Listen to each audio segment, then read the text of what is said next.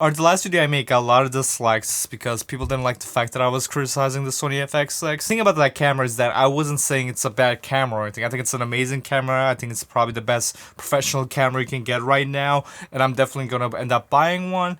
But the thing is that the Sony FS5, the reason I love this camera is because I think it gave you a lot of freedom and gave you a bunch of different features that they ended up actually removing with the Sony FX6. So in this video, we're going to go into it and see if you should upgrade to the Sony FX6 if you already own a Sony FS5 like me. One criticism I did have with the Sony FX6 is that they removed a lot of the slow motion features of the camera.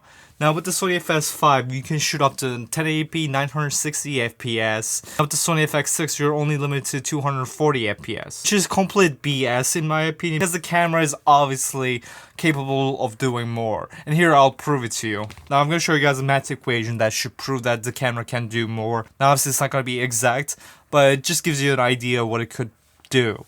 So if we take 3840 times 2160, which is the resolution, and it can do up to 4K 120 FPS, we get 8 million pixels that it shoots 120 times.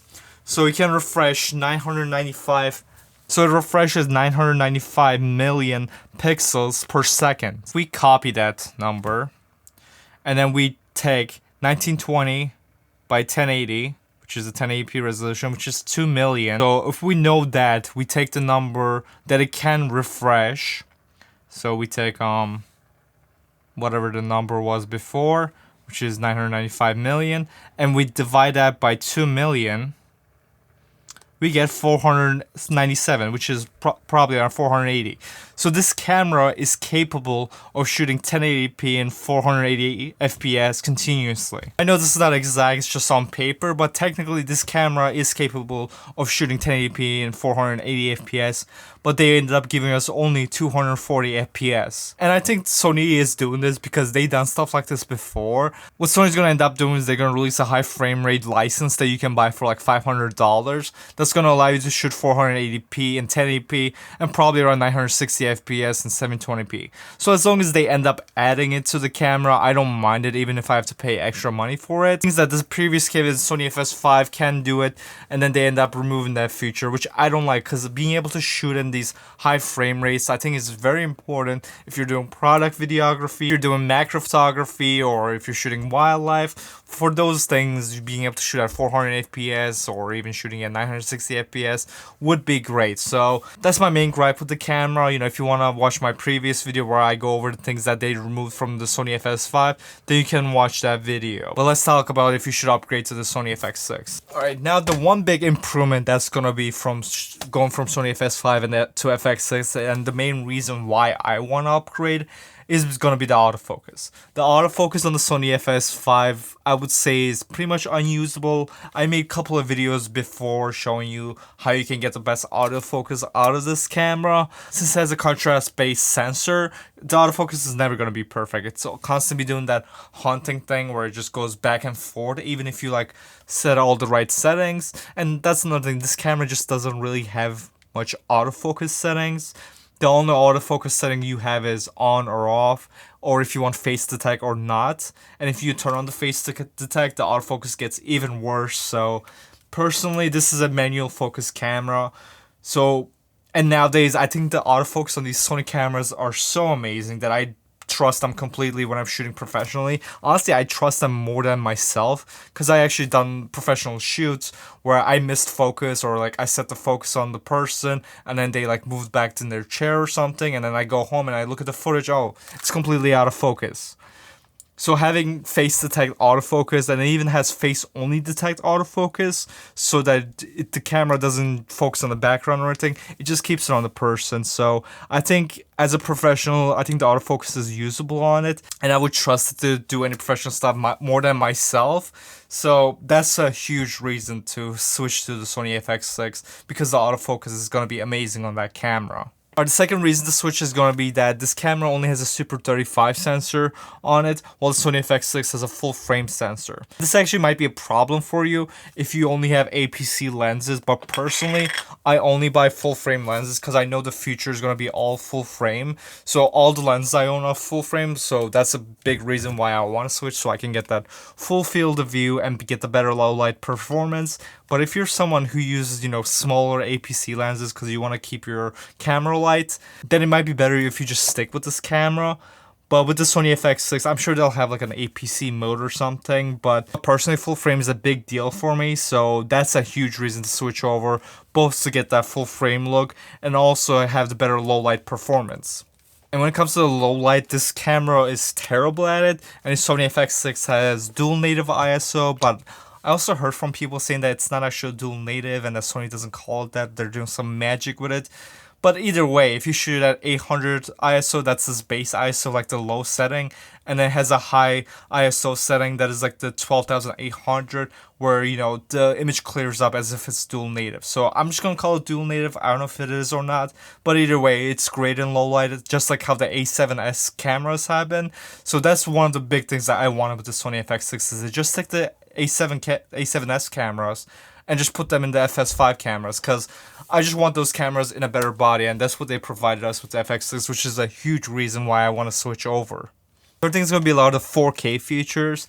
Now, the Sony FS5 is capable in shooting in 4K at 24 and 30 FPS, and you can actually do up to 120 FPS if you shoot it externally. Now, the things that I don't like shooting externally that much, because first of all, it only shoots externally through the SDI slot, which means you have to get something like an Atomos Shogun, which is an expensive external recorder. I think it's around $1,500. And it's pretty big, and you have to put a big battery on it, and so you have to make your setup a lot heavier. But with the Sony FX6, you can shoot internally up to 4K 120 FPS without having to have a bulky external recorder on your camera. Nowadays, I still shoot 1080p a lot for my clients, but there are times where I do want to shoot 4K, especially if I'm doing like product or wildlife shooting, where I want to get much detail as possible. So in those scenarios where you do need that detail, being able to shoot 4K internally is a big deal in 2020. And there are times where you're shooting for, I don't know if you're shooting for TV or movies, you do need 4K for that stuff also. So just being able to have more options with your camera is very important. But there are some reasons why not to get the camera. First of all, it's a lot more expensive than this camera is.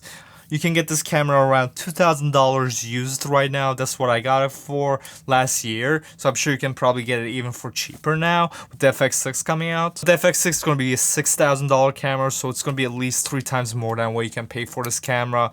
So that might be a big deal for you. Depending on where you shoot, it'll be a big upgrade in my opinion. If you're someone that shoots only 1080p with manual focus, I don't think you're going to get much benefit out of the FX6. But if you're someone that shoots for TV or documentary, where you're working in a fast-paced environment where you don't have the time to focus everything perfectly, you can just let the camera do it, and it will do probably a better job than you can. There's other bad things about the camera. First of all the XLR ports are on the top handle of the camera on the FX6, for example, which again, it makes no sense because that's not like a limitation they have with the camera. That was a choice they made, which I don't understand at all. Because first of all, let me just demonstrate to you guys this. Now we can take a lot of things off of this camera, so let's just take this camera, make it bare bones. So we can just remove the grip from the camera just by pressing a button, which is the same way they done it in the FX6. So we can just take this off. If it ever focuses, there we go. We just press that, boom, it comes out. And we just unplug this cable, and the grip is off. And to take the top handle off, all we have to do is just turn these screws right over here. Let's take those off.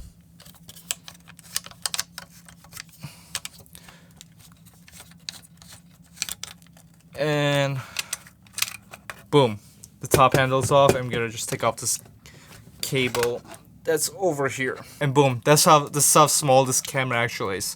With the camera this small right here, you can just shoot professionally and still get professional audio out of it from the XLR port in the back of the camera. You can just put a lens on it, so I can even grab like a Just like, let me just grab a tiny lens like this. I have this 14mm f2.8 lens. You can shoot a small just like this with no problems, and you can still get professional audio out of it. If you want to do the same thing with the FX6, you're gonna have to use the top handle with the camera, which again is not the biggest problem in the world.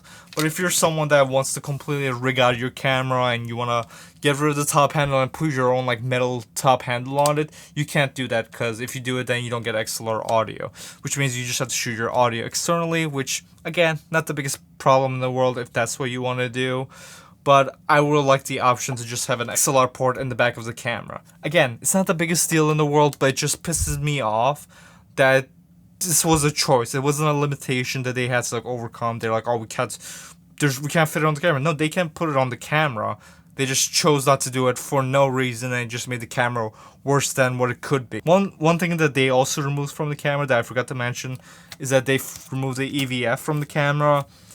I rarely ever use it, you know, it's not the best highest quality EVF in the world, but when you're shooting out in the sunlight and you can't see your screen, it does come in handy. I believe the new screen that comes with it has a hood on it, so it's fine. Honestly, for most video shooting, I just use this. I rarely ever use the EVF. I only use EVF when I'm shooting photos on my DSLR, so it's not the biggest thing in the world. But in the end, I think it's gonna matter more on your budget if you should upgrade from the FS5 to the FX6.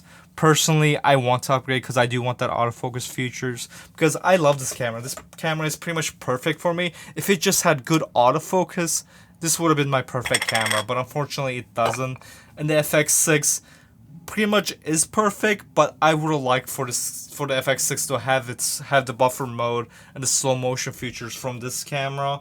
I think it would have made the camera a lot better. But things that I feel like in the future they are going to do like a high frame rate license, where hopefully they will bring back the buffer mode of this camera and let us be able to shoot at 480 fps or 960 fps. I think that's very important if you're a professional videographer. It just gives you a lot of freedom to do, you know, creative stuff when you're doing any product video or anything. So I think in the end it's just gonna matter on your budget and your needs. But anyways guys, thanks for watching this video. Hope you enjoyed it. I make videos every single week, and I'll see you guys in the next video. Goodbye. Alright, thumbnail time. Record a thumbnail.